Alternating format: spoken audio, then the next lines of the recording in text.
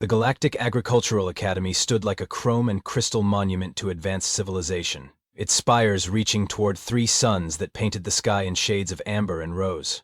Inside Lecture Hall 7, holographic displays flickered with images of perfectly cultivated hydroponic gardens from across the galaxy, each one a testament to what the Academy considered proper agriculture.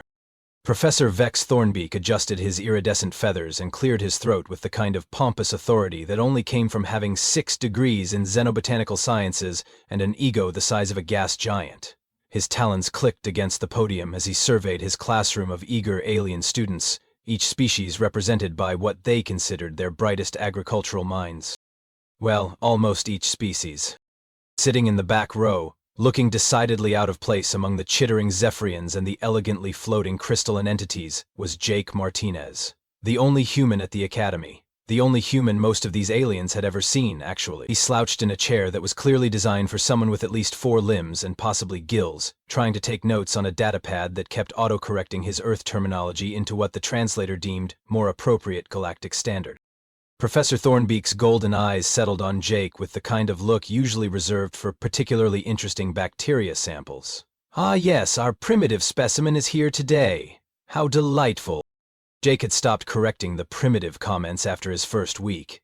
It wasn't worth the effort, and frankly, some of the other students' farming methods made medieval crop rotation look like rocket science. "Today, my advanced pupils," the professor announced, his voice carrying that special tone reserved for academic superiority, "we shall examine one of the galaxy's most fascinating agricultural failures, Earth flora and the curious methods employed by humans in their, shall we say, enthusiastic but misguided attempts at cultivation."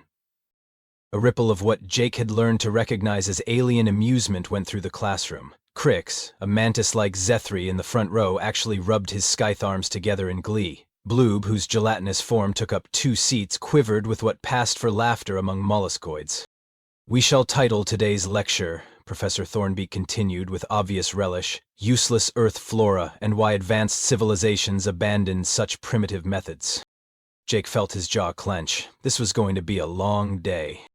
With a theatrical flourish that would have made Shakespeare weep, Professor Thornbeak activated the main holographic display.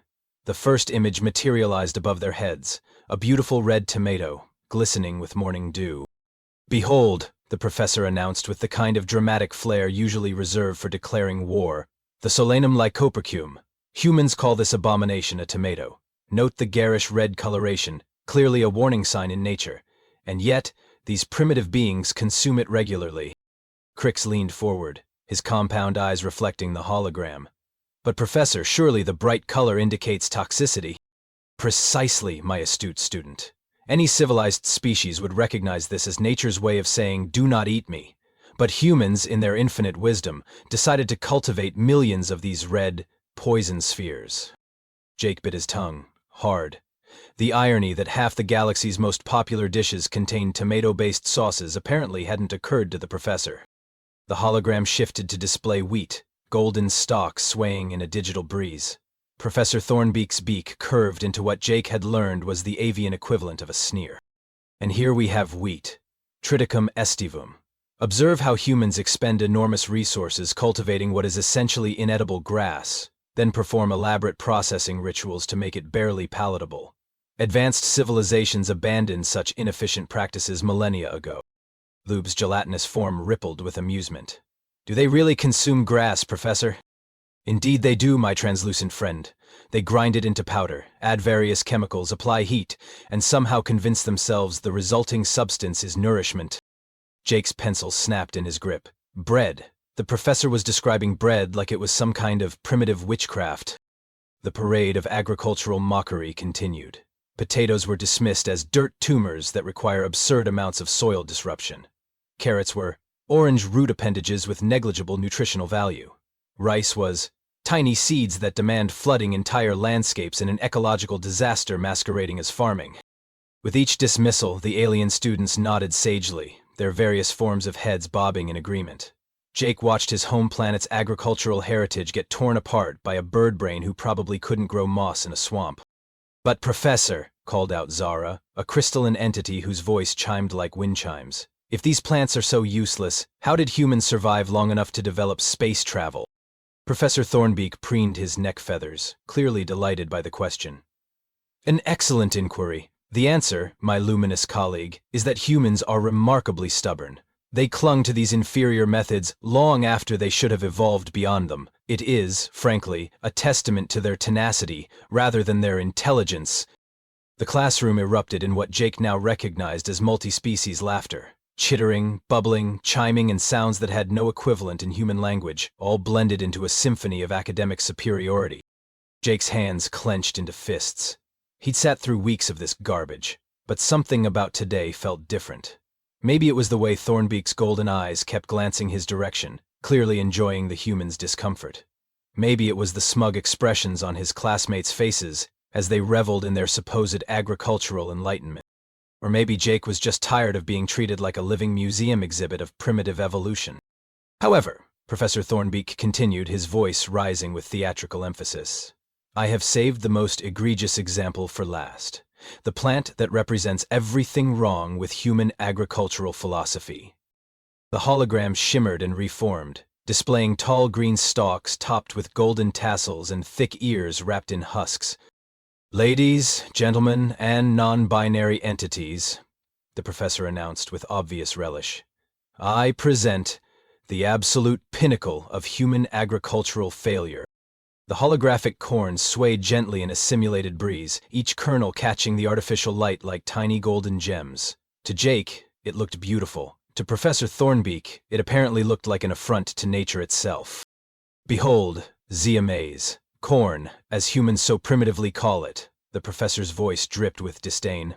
An abomination of genetic manipulation that produces nothing but animal feed. Observe the grotesque modification of what was once a simple grass into this monstrous appendage.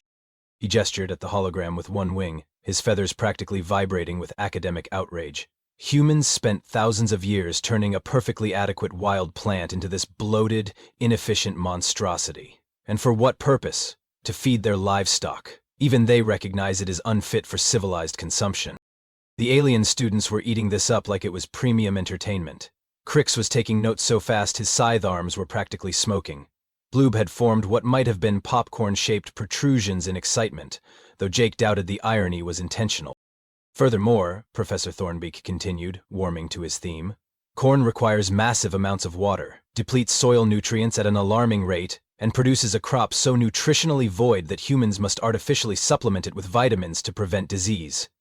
It is, without question, the most inefficient use of agricultural resources in the known galaxy. That was it. That was the line. Jake's hand shot up so fast it nearly dislocated his shoulder. The entire classroom fell silent. Not the comfortable silence of students paying attention, but the awkward silence that happens when the class hamster suddenly starts reciting poetry. Every eye, sensor, and photoreceptor in the room focused on the lone human in the back row. Professor Thornbeak blinked his golden eyes slowly, as if trying to process this unexpected development. Yes, Specimen Martinez. We call that food, Jake said simply. The silence stretched for exactly 3 heartbeats, before the classroom exploded into laughter. Not polite academic chuckling, but full-blown, holding your sides, tears streaming down your face, laughter. Crix fell off his perch. Bloob actually split in half from the force of his mirth. Even the normally composed crystalline entities were chiming so hard they sounded like a wind chime factory in a hurricane. Professor Thornbeak's beak curved into what Jake was beginning to recognize as the avian equivalent of a patronizing smile. Oh, my dear primitive friend, surely you jest. Even humans, with their limited agricultural knowledge, cannot possibly consider animal feed suitable for consumption. Jake stood up slowly, his chair scraping against the floor with a sound that somehow managed to cut through the laughter. The classroom gradually quieted as the aliens realized the human wasn't backing down. Professor, Jake said, his voice carrying a dangerous calm that would have made any human immediately step back and reassess their life choices. I've sat here for 3 months, listening to you trash-talk my planet's agriculture. I've watched you dismiss crops that have fed billions of people for thousands of years. I've listened to you explain why humans are too primitive to understand real farming. He took a step forward. But calling corn animal feed? That's where I draw the line. Professor Thornbeak's feathers ruffled slightly. There was something in the human's tone that his predator instincts were picking up on, even if his academic arrogance was too thick to properly interpret it. I hardly see how your emotional attachment to inferior crops invalidates the scientific evidence of their inadequacy, the professor replied, though his voice had lost some of its earlier confidence. Jake smiled. It wasn't a nice smile. It was the kind of smile that had historically preceded humans doing inadvisable things like climbing mountains because they were there, or building rockets to visit places that actively tried to kill them. Tell you what, Professor. You think corn is just animal feed? I'll make you a deal. The classroom held its collective breath. Even Bloob had stopped jiggling. I challenge your assessment. Give me access to your kitchen lab and one Earth Standard day, and I'll prove that corn isn't just food. I'll prove it's delicious food. Food so good that every species in this classroom will be begging for the recipes. Professor Thornbeak's laugh was sharp and brittle. Preposterous. Even if your primitive cooking methods could somehow make animal feed marginally palatable, civilized beings have far more refined tastes than your species. So you're backing down. The words hung in the air like a challenge thrown down at high noon. Professor Thornbeak's golden eyes narrowed. His academic reputation was on the line, and worse, it was being challenged by a human. A primitive, backwards, dirt-farming human. Very well, he said, his voice tight with wounded pride. I accept your ludicrous challenge, but when you fail to make corn appetizing to civilized palates, you will publicly acknowledge the superiority of advanced agricultural methods and withdraw from this academy. Jake's smile widened. And when I succeed? You won't. But if I do? Professor Thornbeak's feathers bristled. If by some impossible miracle you manage to make animal feed palatable to my refined colleagues, I will publicly acknowledge that human agricultural methods have some small merit. Not good enough. The professor's beak gaped open. I beg your pardon? Jake crossed his arms. If I win, you rewrite your entire curriculum to include human agricultural techniques as a legitimate field of study, and you personally teach a course on Earth farming methods. Absolutely not. Then you don't think you'll win.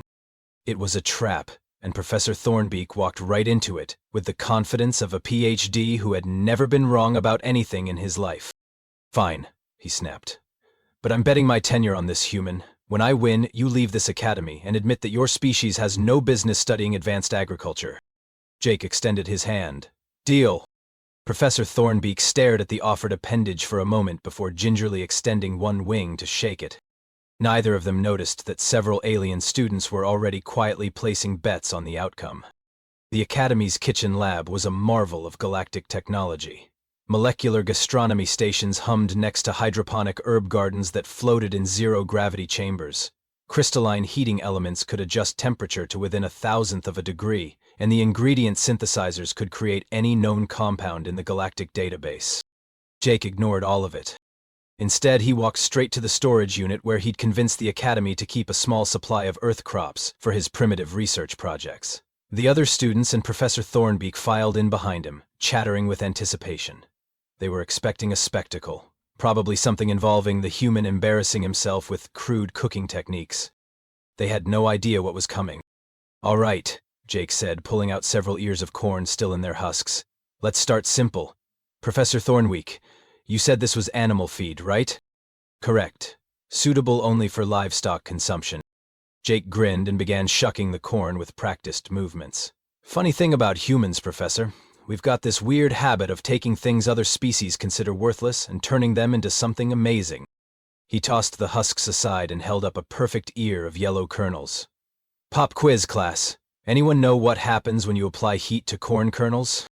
Crix raised one scythe arm tentatively. They burn? Good guess. Anyone else? Silence. Jake walked over to one of the heating stations and grabbed a large, shallow pan. No fancy molecular gastronomy equipment, just a simple, heated surface. He poured a thin layer of oil into the pan and added a handful of kernels. The secret, he said conversationally, is that corn kernels have moisture inside. When you heat them up, that moisture turns to steam. The pressure builds up until... Bob. One kernel exploded into a white, fluffy flower. Then another. Pop, pop, pop. Within seconds, the pan was filled with a symphony of tiny explosions as the kernels transformed into something completely different. The smell hit the aliens first, warm, nutty, with just a hint of salt from the oil. Bloob's gelatinous form stopped jiggling. What? What is that aroma? More pops echoed through the kitchen as Jake shook the pan with one hand and grabbed salt with the other. This, my friends, is popcorn. What you're smelling is corn doing what corn does best, being absolutely delicious. He added a sprinkle of salt and gave the pan one final shake before turning off the heat. The popping slowed, then stopped. Jake poured the contents into a large bowl, and suddenly the kitchen lab was filled with fluffy white kernels that looked nothing like the animal feed they'd started with. "Anyone want to try some animal feed?" Jake asked innocently. Professor Thornbeak's golden eyes were fixed on the bowl with the kind of intensity usually reserved for spotting prey. This is merely thermal expansion, a parlor trick. But his nostrils were flared and Jake could see his pupils dilating slightly. The smell was getting to him. Zerad, the crystalline entity, drifted closer. It does emit a rather pleasant aromatic signature. Go ahead, Jake encouraged. It won't bite. One by one, the alien students approached the bowl. Crix was first, his mantis-like head tilting as he examined a kernel before delicately placing it in his mandibles. His compound eyes widened immediately. This actually tastes good. That was all it took. Within minutes, half the bowl was gone, and Jake was already heating oil for a second batch. Even Bloob had managed to absorb several kernels and was making sounds that Jake had learned indicated molluscoid approval. But Jake was just getting started. Okay, popcorn was the appetizer, he announced, pulling out more corn and a collection of ingredients he'd smuggled from Earth. Now let's talk about cornbread. He began mixing cornmeal with flour, eggs, milk, and a touch of honey while explaining each step. See, humans figured out thousands of years ago that if you grind corn into meal, you can make it into bread. Revolutionary concept, I know. Professor Thornbeak tried to maintain his academic superiority. Grinding seeds into powder is hardly revolutionary. Many species have discovered this basic technique. Sure, Jake agreed, pouring the batter into a pan. But how many of them figured out that if you add just a little honey and butter, you get something that tastes like sunshine had a baby with comfort food? The cornbread went into the oven, and Jake immediately started on his next creation. This time, he pulled out a large pot and began building what he called his secret weapon, corn chowder. The thing about corn, he explained while dicing onions with a speed that made Crick's scythe arms look clumsy, is that it's incredibly versatile. You can pop it, grind it, boil it, roast it, or if you really want to blow some minds, you can make it into soup. He started a base with butter and onions, the smell immediately filling the kitchen. Then came celery, potatoes, and a careful blend of spices that Jake had spent months perfecting. But the real magic happened when he added the corn kernels, their sweetness combining with the creamy base to create something that smelled like home. The secret ingredient, Jake said, stirring the pot with practiced ease, is that humans don't just eat food. We make food that makes us happy. Food that reminds us of family gatherings and summer evenings and the feeling that everything is going to be okay. The cornbread emerged from the oven, golden and steaming. Jake cut thick slices and handed them out while the chowder simmered. The first bite produced immediate silence, followed by sounds of appreciation that transcended species barriers. Professor Thornbeak took a small, reluctant bite of cornbread. His eyes closed involuntarily, and his feathers ruffled, in what Jake was beginning to suspect was the avian equivalent of a happy sigh. "This is adequate," the professor managed, though he was already reaching for a second piece. But Jake had saved the best for last. He pulled out fresh corn ears, lime, chili powder, cotija cheese, and mayonnaise. "Ladies, gentlemen, and distinguished colleagues," he announced with a showman's flair that would have made Professor Thornbeak proud, "I present the crown jewel of corn cuisine, street corn." He grilled the corn directly over the heating element, turning each ear until the kernels were perfectly charred and caramelized. The smell alone was enough to stop conversations. Then came the assembly, a careful coating of mayonnaise, a dusting of chili powder, a generous sprinkle of cheese, and a final squeeze of lime. "In Mexico, they call this elote," Jake explained, handing out the finished ears on small plates. "It's sold by vendors on street corners, and it's so good that people will cross the city just to get one from their favorite seller." He watched as each alien took their first tentative bite. First came surprise, then pleasure, then something approaching rapture. Crix actually made a sound that Jake was pretty sure translated to "holy crap" in Zephyrian. Zara's crystalline form began glowing brighter, which apparently was how her species showed extreme satisfaction. Even Bloob had formed what looked suspiciously like taste buds across his gelatinous surface.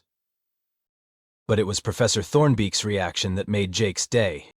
The pompous avian professor, who had spent the morning declaring corn unfit for civilized consumption, was standing perfectly still, with half an ear of street corn in his wing. His golden eyes were closed, and his entire body was trembling slightly. "Professor," Jake asked innocently, "everything okay?" Thornbeak opened his eyes slowly, and Jake could see something that looked suspiciously like wonder in their depths. "What?" The professor's voice was barely a whisper. "What did you do to it?" Jake grinned. "I treated it like food instead of animal feed. Funny how that changes things, isn't it?" The silence that followed was deafening. It was the kind of silence that happens when an entire worldview suddenly collapses, like a house of cards in a hurricane. 23 alien students stood frozen in the kitchen lab, holding various corn-based foods, their minds struggling to process what had just happened. Professor Thornbeak was the first to break the spell. He stared down at the half-eaten ear of street corn in his wing, as if it had personally betrayed him. His voice, when it came, was small and confused. But this is impossible. The nutritional analysis clearly shows that corn lacks essential amino acids. It has insufficient protein density. It requires artificial supplementation to prevent malnutrition in any species that consumes it regularly.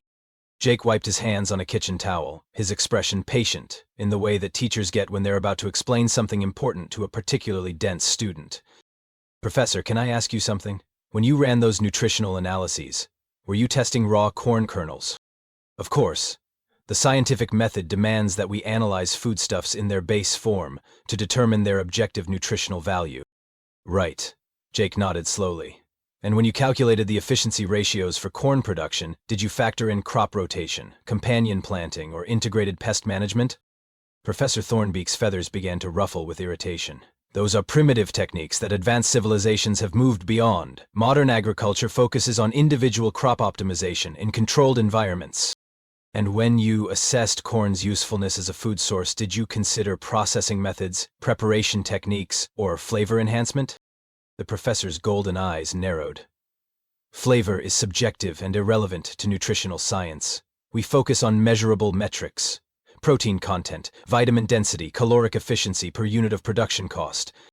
Jake set down the kitchen towel and leaned against the counter.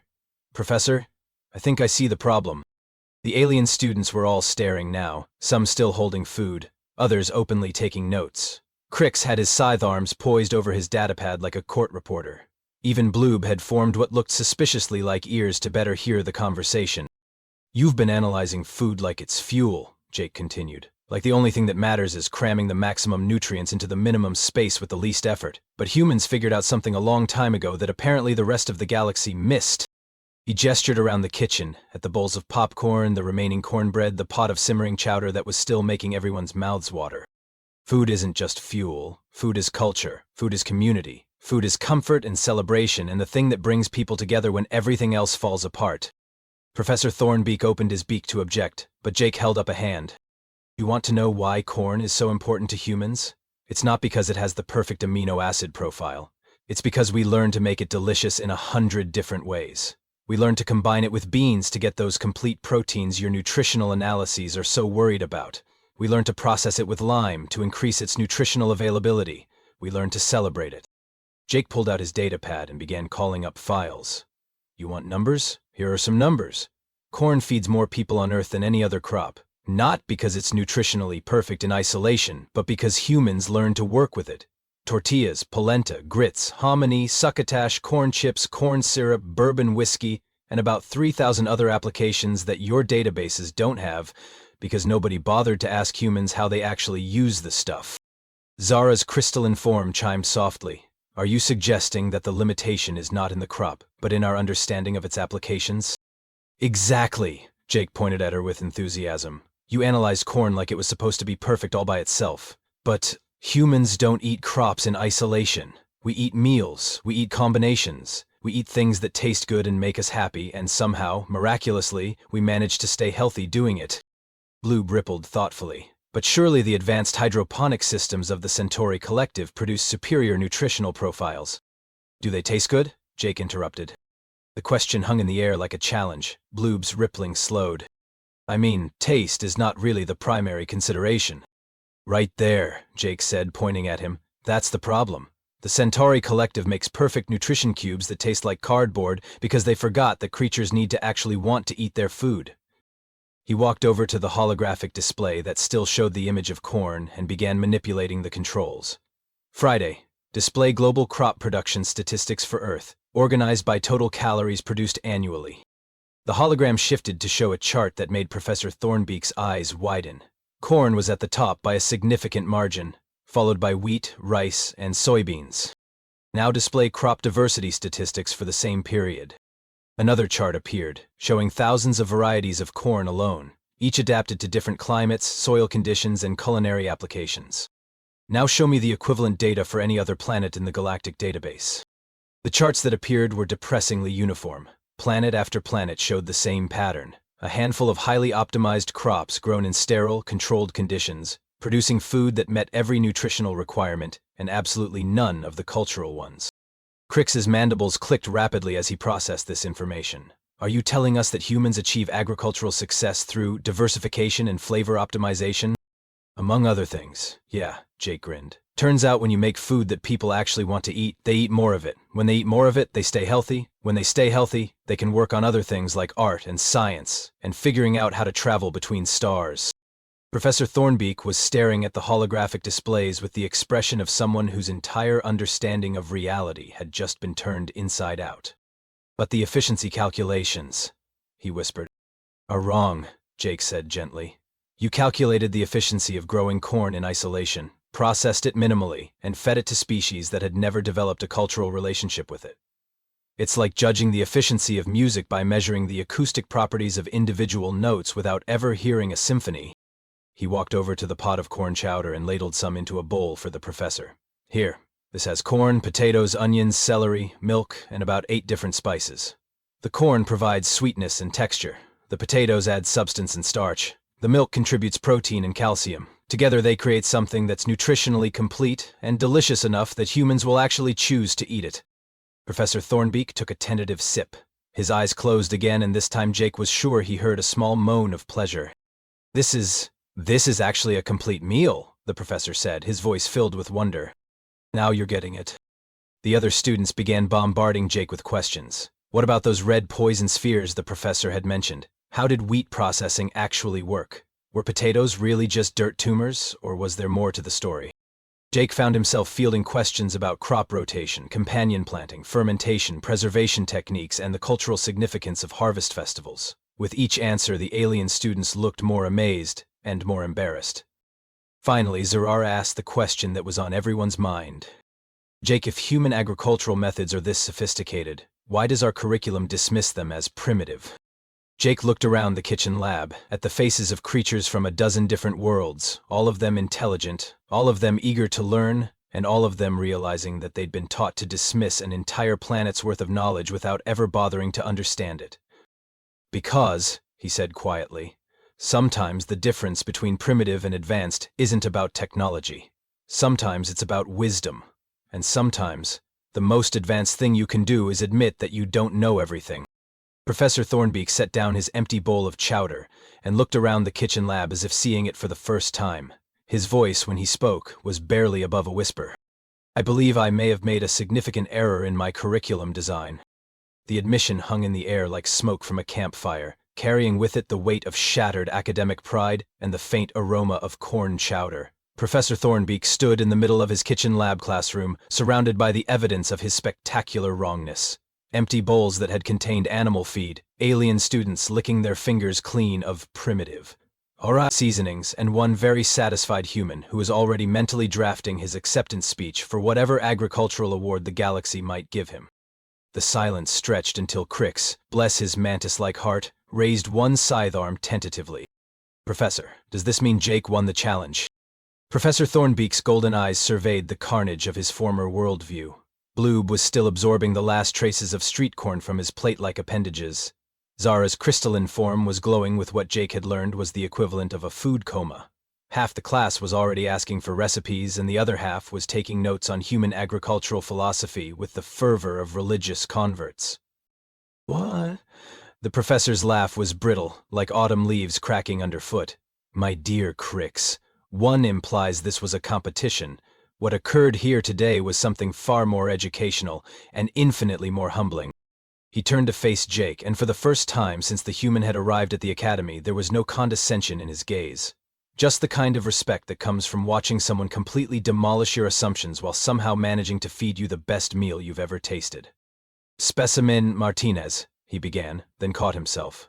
Student Martinez. I believe I owe you several apologies and one significant curriculum revision.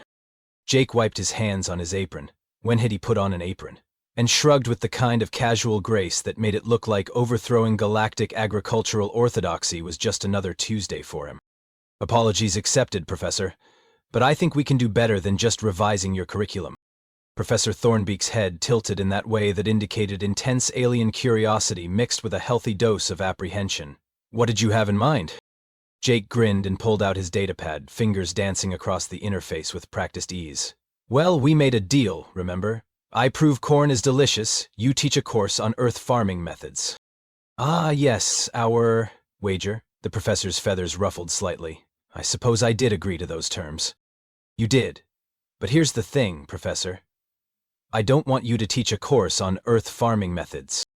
The collective gasp from the alien students was so loud it actually registered on the kitchen's atmospheric sensors. Professor Thornbeak blinked rapidly, his academic mind struggling to process this unexpected development. I beg your pardon. Jake's grin widened. I want you to co-teach it with me. See, I know a lot about human agriculture, but I don't know jack about Zephyrian soil chemistry or molluscoid nutrient absorption or crystalline photosynthetic enhancement techniques. But you do. He gestured around the room at the diverse collection of alien students, each representing thousands of years of agricultural evolution on their respective worlds. What if, instead of dismissing human methods as primitive, we figured out how to combine them with the advanced techniques you've already developed? What if we created a curriculum that actually taught agricultural wisdom instead of just agricultural optimization? Professor Thornbeak was very quiet for a long moment, his golden eyes fixed on something only he could see. When he finally spoke, his voice carried the weight of genuine scientific curiosity.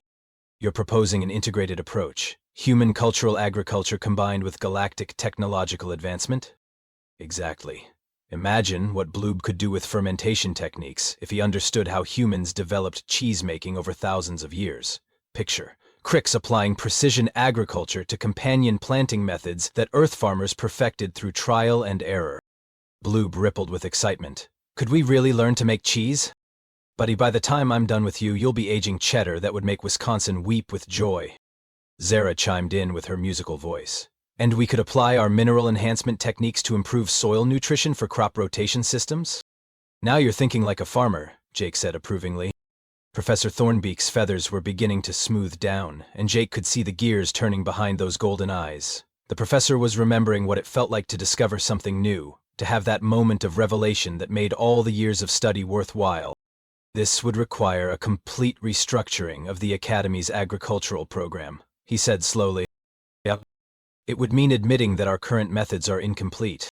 Yep. It would require extensive collaboration with Earth institutions to properly understand human agricultural development. Yep.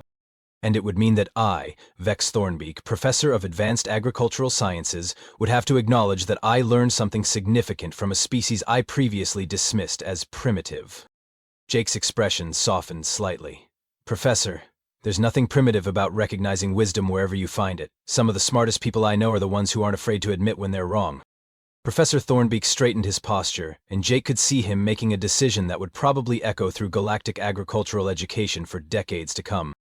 Very well, Student Martinez. I formally propose the creation of a new course, Practical Interspecies Agricultural Integration. You will serve as co-instructor, focusing on human cultural and traditional techniques, while I will provide expertise in galactic agricultural technology and alien species requirements.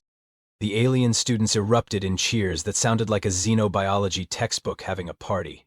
Crix was literally bouncing off the walls. Bloob had formed what looked like confetti, and Zara was chiming a melody that probably translated to Hallelujah in crystalline. But Jake wasn't done yet. He reached into his bag and pulled out a thermos. the kind that every human who had ever worked a job longer than 8 hours would immediately recognize. The simple, unpretentious container that had probably saved more human productivity than any other invention in history. The moment he unscrewed the top, the entire kitchen lab went silent. The aroma that escaped was dark, rich, and complex. It spoke of early mornings and late nights, of comfort and energy, of a liquid that had fueled human civilization for centuries. It was the smell of coffee, and it hit the alien students like a psychic wave. Professor Thornbeek's pupils dilated so fast Jake was worried he might faint. Crix's antennae twitched frantically. Bloob formed what looked suspiciously like a nose just to get a better smell. Even Zara, who didn't technically breathe, somehow managed to convey the impression of taking a deep, appreciative breath. "What?" Professor Thornbeek whispered, his voice filled with the kind of reverence usually reserved for religious experiences. "Is that divine aroma?" Jake took a slow, deliberate sip from his thermos, savoring both the coffee and the expressions on 23 alien faces. "This, Professor, is what happens when you take seeds that are so bitter they're basically inedible, roast them until they're dark and oily, grind them into powder, pour boiling water over them, and filter the result into liquid energy." He screwed the cap back on his thermos and tucked it away, ignoring the soft sounds of disappointment from his audience. Tomorrow's lesson will be on why humans voluntarily consume psychoactive alkaloids for breakfast, how we turned one of the world's most labor-intensive crops into a global economic empire, and why the phrase, "but first coffee," is basically a human religious motto. Professor Thornbeek stared at the now-closed thermos with the expression of someone who had just glimpsed the face of God and been told to wait until tomorrow for an introduction. I believe," he said faintly, "that this collaboration is going to be far more educational than I initially anticipated." Jake grinned and began cleaning up the kitchen, humming an old Earth tune under his breath. Behind him, 23 alien students were already arguing about who got to sit in the front row tomorrow, and one very humbled professor was quietly rewriting everything he thought he knew about the relationship between primitive and advanced. Sometimes, Jake reflected as he washed the last pot of corn chowder, the best way to change the galaxy wasn't through advanced technology or superior firepower. Sometimes all you needed was really good food and the confidence to share it. And maybe, just maybe, a thermos of coffee to keep things interesting.